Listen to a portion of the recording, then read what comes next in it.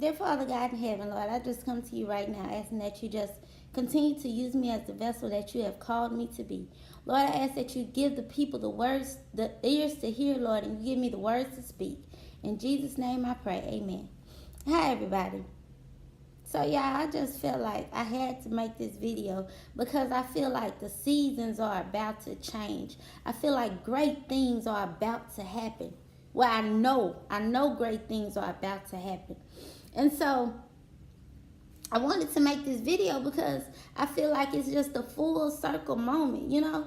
And today we got back from Houston, like I was telling y'all, and I was talking to my mama, and I said, like, my whole life has been a testimony. My whole life. I remember my daddy, like, standing up in the pulpit and saying how when I was a baby, like, I stopped breathing, and how he was so scared, you know, because they didn't know what was going on. And that was a testimony that I lived, you know. And I remember my first testimony. Y'all remember how I told y'all that I had a Naya when I was 16 years old. And I always knew that I did not want to be a statistic. And y'all, this video might be a little longer, but I just feel like I have to get this out.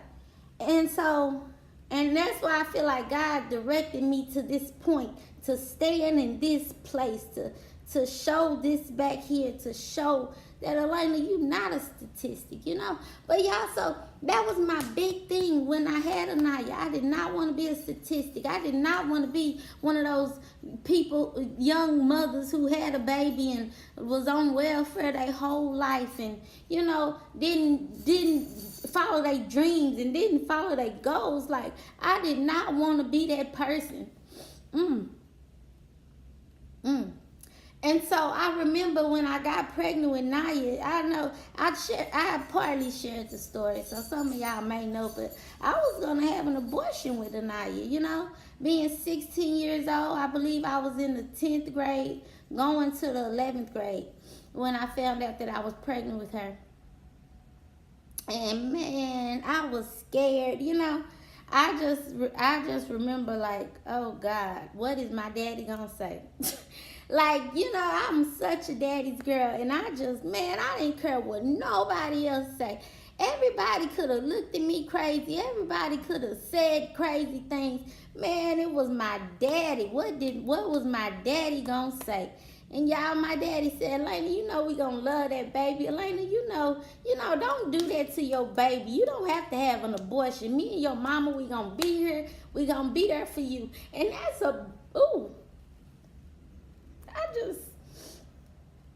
my parents, they didn't have to do that. Like, you see so many parents who throw their kids out.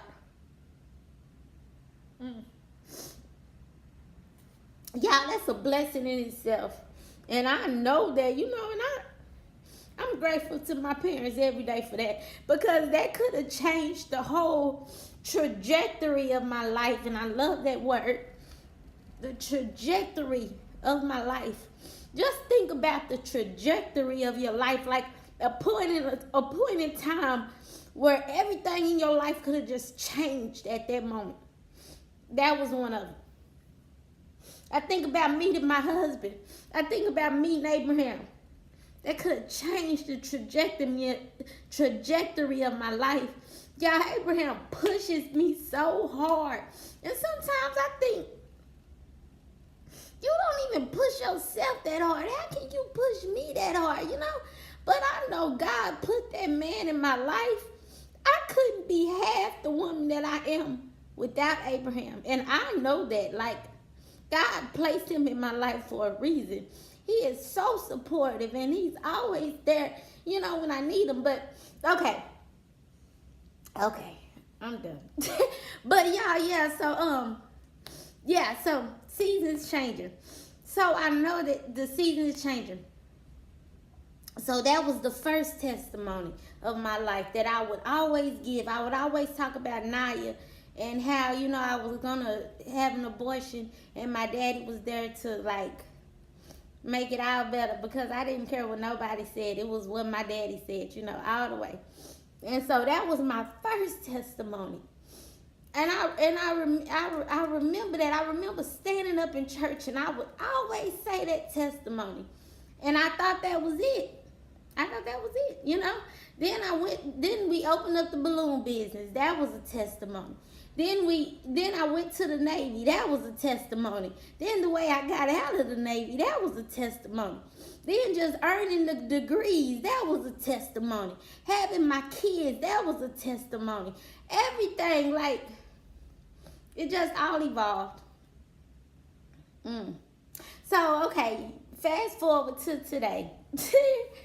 Because I just felt like I never really shared that with y'all. So it's just the full circle moment. So the thing is, the topic that God gave me is you saved me. And to not compromise. Compromise is the word of the day. And you saved me.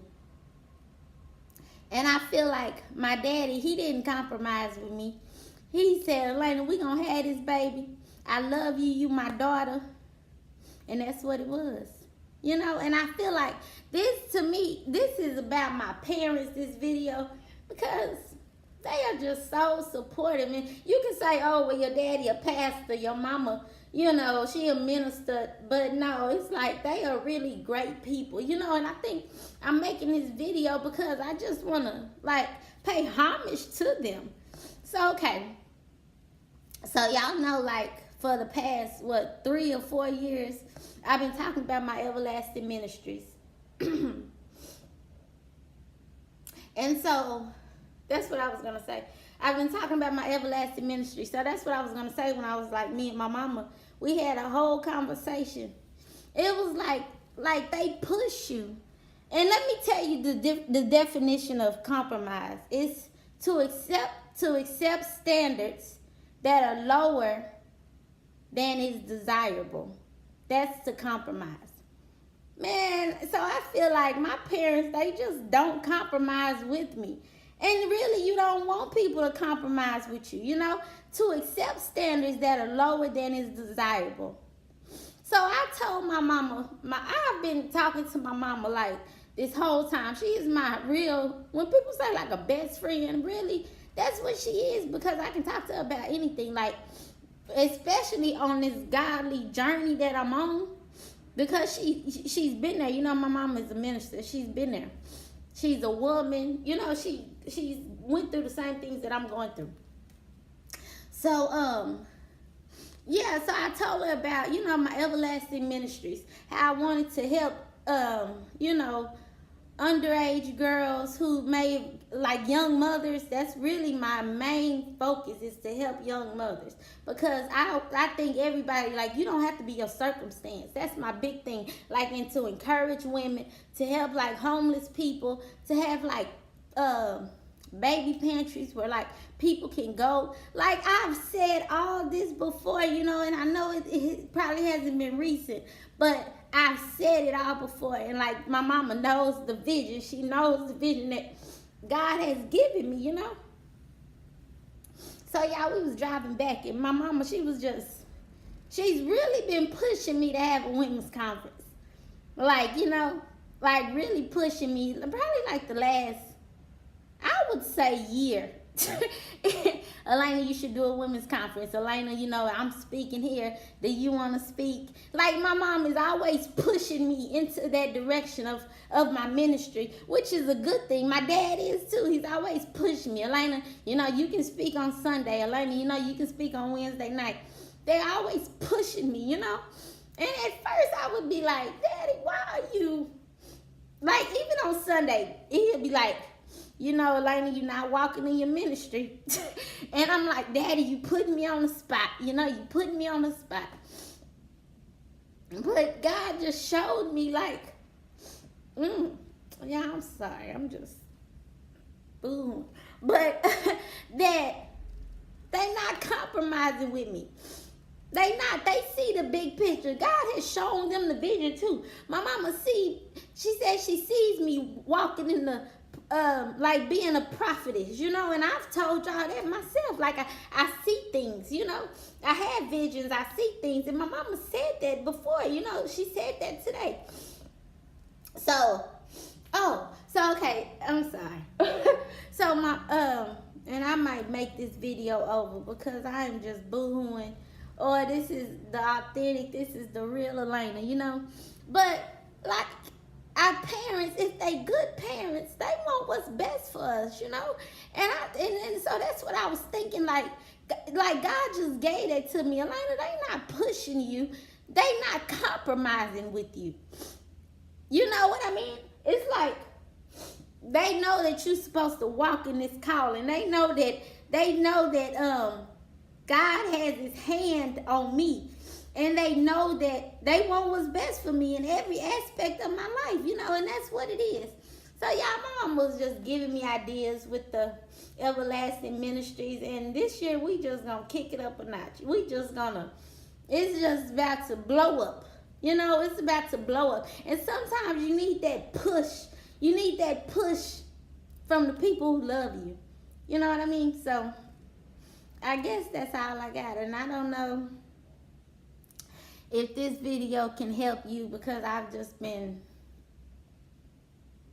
an emotional wreck. But it's just to show y'all that things are about to kick up a notch and the season is changing for me. The season is changing. The season is changing. The season is changing. The season is about to change. You know, God has shown me that this place, this building that I'm in, it's meant, it has a purpose. The military, it had a purpose. The degrees, they got a purpose. The story, they got a purpose. The testimony, they have a purpose. The people that I know, the people that I've met, the places I've been, they have a purpose. They serve a purpose. And the seasons are about to change. And God is saying that, Elena, I'm not compromising with you no more.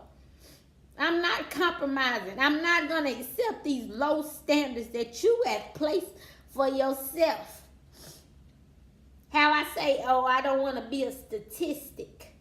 God is saying there's so many people out there that he has called you, that he has given you visions, that he has given you testimonies, and that you are not speaking out on it, that you have become a statistic. God is saying, don't be a statistic today. Don't be one of those people who fall by the wayside because you are not walking in the gift, in the calling that he has given you.